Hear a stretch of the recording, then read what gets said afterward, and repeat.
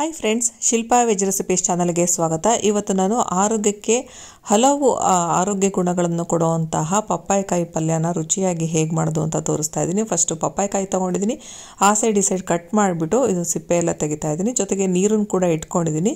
ನಾವು ಹೋಳುಗಳನ್ನೆಲ್ಲ ಕಟ್ ಮಾಡಿದ್ಮೇಲೆ ನೀರಲ್ಲಿ ಹಾಕಬೇಕು, ಇಲ್ಲಾಂದರೆ ಇದರಲ್ಲಿ ಸ್ವಲ್ಪ ಮೇಣದ ಥರ ಅಂಶ ಇರುತ್ತೆ. ಹಾಗಾಗಿ ಪಪ್ಪಾಯ ಹಣ್ಣಿನಷ್ಟೇ ಆರೋಗ್ಯ ಗುಣಗಳು ಕೂಡ ಈ ಕಾಯಿನಲ್ಲಿದೆ. ವಿಟಮಿನ್ ಡಿ, ಸಿ ಹಾಗೂ ಇಗಳನ್ನು ಹೊಂದಿದೆ ಮತ್ತು ಅಧಿಕ ಸತು ಮತ್ತು ಲವಣಾಂಶಗಳನ್ನು ಕೂಡ ಇದು ಹೊಂದಿದೆ. ಮತ್ತು ಫೈಬರ್ ರಿಚ್ ಆಗಿರೋದ್ರಿಂದ ದೇಹದ ತೂಕ ಇಳಿಸೋದಕ್ಕೂ ಕೂಡ ಇದು ತುಂಬಾ ಹೆಲ್ಪ್ ಮಾಡುತ್ತೆ ಅಂತ ಹೇಳ್ಬೋದು. ರೆಗ್ಯುಲರ್ ಆಗಿ ನಾವು ತಿನ್ನೋದ್ರಿಂದ ವೆಯ್ಟ್ ಲಾಸ್ ಮಾಡ್ಬೋದು, ಜೊತೆಗೆ ಮಲಬದ್ಧತೆಯನ್ನು ಕೂಡ ಕಡಿಮೆ ಮಾಡ್ಬೋದು ಮತ್ತು ರಕ್ತವು ಕೂಡ ಸರಾಗವಾಗಿ ಹರಿಯೋದ್ರಿಂದ ಹೃದಯ ಸಂಬಂಧಿ ಕಾಯಿಲೆಗಳನ್ನು ಕೂಡ ಇದು ಕಡಿಮೆ ಮಾಡುತ್ತೆ. ಹಾಗೆ ಮುಟ್ಟಾದಾಗ ನಿಮಗೇನಾದರೂ ಹೊಟ್ಟೆ ನೋವು ಆ ಥರ ಏನಾದರೂ ಇದ್ದರೆ ಅದು ಕೂಡ ಕಡಿಮೆ ಮಾಡೋದಕ್ಕೆ ಇದು ತುಂಬಾ ಸಹಕಾರಿ ಅಂತಲೇ ಹೇಳ್ಬೋದು. ಹಾಗೆ ಇದು ಚರ್ಮದ ಕಾಯಿಲೆಗಳಾದಂತಹ ಸೋರಿಯಾಸಿಸ್ ಆಗಿರ್ಬೋದು ಅಥವಾ ಮೊಡವೆ ಆಗಿರ್ಬೋದು ಅಥವಾ ಕಪ್ಪು ಚುಕ್ಕೆ ಏನಾದರೂ ಹೇಳೋವಂಥದ್ದಾಗಿದ್ದರೆ ಅದನ್ನು ಕೂಡ ಕಡಿಮೆ ಮಾಡುತ್ತೆ. ಜೊತೆಗೆ ಗ್ಯಾಸ್ಟ್ರಿಕ್ನ ಕೂಡ ಕಡಿಮೆ ಮಾಡುತ್ತೆ. ಹಾಗೆ ಧೂಮಪಾನ ಮಾಡೋವಂಥವ್ರಿಗೆ ಶ್ವಾಸಕೋಶದ ಸಮಸ್ಯೆಗಳೇನಾದರೂ ಬಂದರೆ, ಅದ್ರ ಉರಿ ಊತ ಏನಾದರೂ ಇದ್ದರೆ ಅದನ್ನು ಕೂಡ ಕಡಿಮೆ ಮಾಡುತ್ತೆ.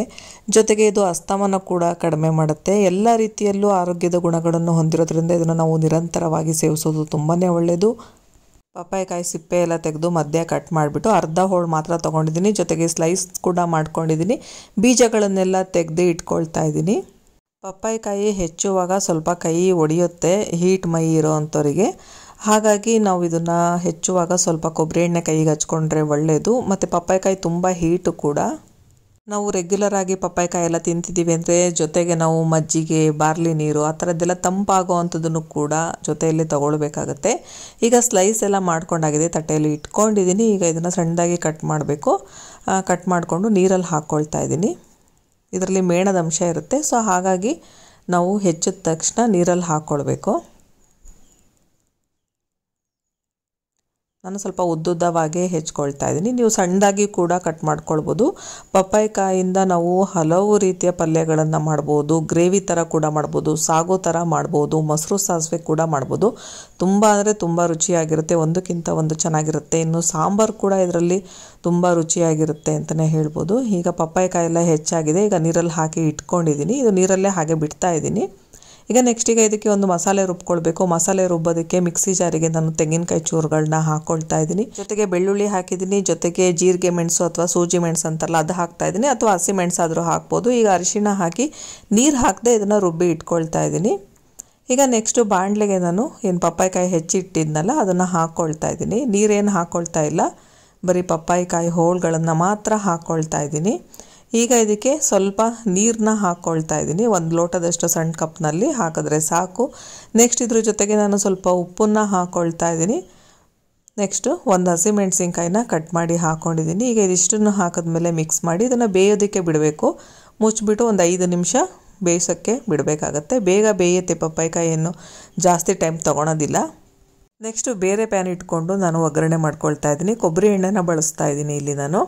ಕೊಬ್ಬರಿ ಎಣ್ಣೆ ಕಾದ್ಮೇಲೆ ನಾನಿಲ್ಲಿ ಸ್ವಲ್ಪ ಸಾಸಿವೆ ಹಾಕ್ಕೊಳ್ತಾ ಇದ್ದೀನಿ. ಸಾಸಿವೆ ಕಂಪ್ಲೀಟಾಗಿ ಚಟಪಟ ಅಂದಮೇಲೆ ಉದ್ದಿನಬೇಳೆನ ಹಾಕ್ಕೊಳ್ತಾ ಇದ್ದೀನಿ. ಉದ್ದಿನಬೇಳೆ ಒಂದು 2 ಸ್ಪೂನ್ನಷ್ಟು ಹಾಕ್ತಾ ಇದ್ದೀನಿ. ನೆಕ್ಸ್ಟ್ ಇಲ್ಲಿ ನಾನು ಕರಿಬೇವನ್ನ ಕೂಡ ಹಾಕ್ಕೊಂಡಿದ್ದೀನಿ. ನೆಕ್ಸ್ಟು ಒಣಮೆಣಸಿನ್ಕಾಯಿನ ಹಾಕ್ಕೊಳ್ತಾ ಇದ್ದೀನಿ. ನೆಕ್ಸ್ಟ್ ಈಗ ಈರುಳ್ಳಿನ ಹಾಕ್ಕೊಳ್ತಾ ಇದ್ದೀನಿ. ಒಂದು 2 ಈರುಳ್ಳಿನ ಉದ್ದುದ್ದವಾಗಾದರೂ ಕಟ್ ಮಾಡಿ ಹಾಕ್ಬೋದು ಅಥವಾ ಸಣ್ಣದಾಗಾದರೂ ಕಟ್ ಮಾಡಿ ಹಾಕ್ಕೊಳ್ಬೋದು. ಈರುಳ್ಳಿ ಕೆಂಪಾಗಲಿವರೆಗೆ ಎಣ್ಣೆಯಲ್ಲೇ ಈ ರೀತಿ ಫ್ರೈ ಮಾಡ್ಕೊಳ್ತಾ ಇರಬೇಕು. ನೋಡ್ತಾ ಇರ್ಬೋದು, ಸ್ವಲ್ಪ ಕೆಂಪಾಗಿದೆ. ಇಷ್ಟ ಆದರೆ ಸಾಕು. ಮತ್ತು ನಾವು ಇದನ್ನು ಹೋಳುಗಳ ಜೊತೆ ಕೂಡ ಹಾಕಿ ಮತ್ತೆ ಬಾಡಿಸ್ಬೇಕಾಗತ್ತೆ. ಈಗ ನಾವೇನು ಹೋಳು ಬೇಯಿಸೋಕೆ ಇಟ್ಟಿದ್ವಲ್ಲ ಇದು ಕೂಡ ಅಷ್ಟೇ ಬೆಂದಿದೆ.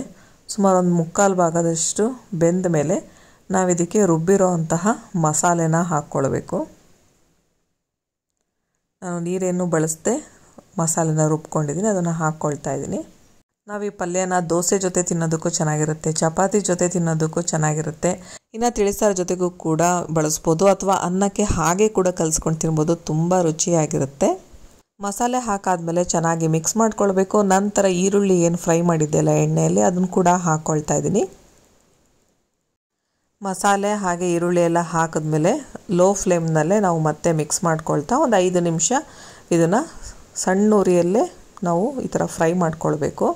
ಹೋಳೆಲ್ಲ ಆಲ್ರೆಡಿ ಬೆಂದಿರೋದ್ರಿಂದ ಬೇಗನೆ ಪಲ್ಯ ರೆಡಿ ಆಗುತ್ತೆ. ಲೋ ಫ್ಲೇಮ್ನಲ್ಲಿ ಹೋಳುಗಳ ಜೊತೆ ಸ್ವಲ್ಪ ಹುರ್ಕೊಳ್ಬೇಕು ಅಷ್ಟೇ. ಈಗ ಚೆನ್ನಾಗಿ ಮಿಕ್ಸ್ ಆಗಿದೆ. ಈಗ ಕೊನೆಯಲ್ಲಿ ನಾನು ನಿಂಬೆ ರಸನ ಹಾಕ್ಕೊಳ್ತಾ ಇದ್ದೀನಿ, ಜೊತೆಗೆ ಕೊತ್ತಂಬರಿ ಸೊಪ್ಪನ್ನ ಕೂಡ ಹಾಕ್ಕೊಳ್ತಾ ಇದ್ದೀನಿ. ನಿಂಬೆ ರಸ ಕೊತ್ತಂಬರಿ ಸೊಪ್ಪು ಹಾಕಿದ್ಮೇಲೆ ಒಂದು ಸಲ ಮಿಕ್ಸ್ ಮಾಡಿ ಸ್ಟವ್ ಆಫ್ ಮಾಡಿಕೊಂಡ್ರೆ ರುಚಿಯಾಗಿರೋ ಅಂತಹ ಪಪ್ಪಾಯಿಕಾಯಿ ಪಲ್ಯ ರೆಡಿ ಆಗುತ್ತೆ. ನೀವು ಕೂಡ ಒಮ್ಮೆ ಈ ರೆಸಿಪಿನ ಮಿಸ್ ಮಾಡದೆ ಟ್ರೈ ಮಾಡಿ. ನಿಮಗೆಲ್ಲ ಈ ವಿಡಿಯೋ ಇಷ್ಟ ಆಯಿತು ಅನ್ನೋದಾದರೆ ಲೈಕ್ ಮಾಡಿ, ಶೇರ್ ಮಾಡಿ ಹಾಗೂ ಸಬ್ಸ್ಕ್ರೈಬ್ ಮಾಡಿ. Thank you friends.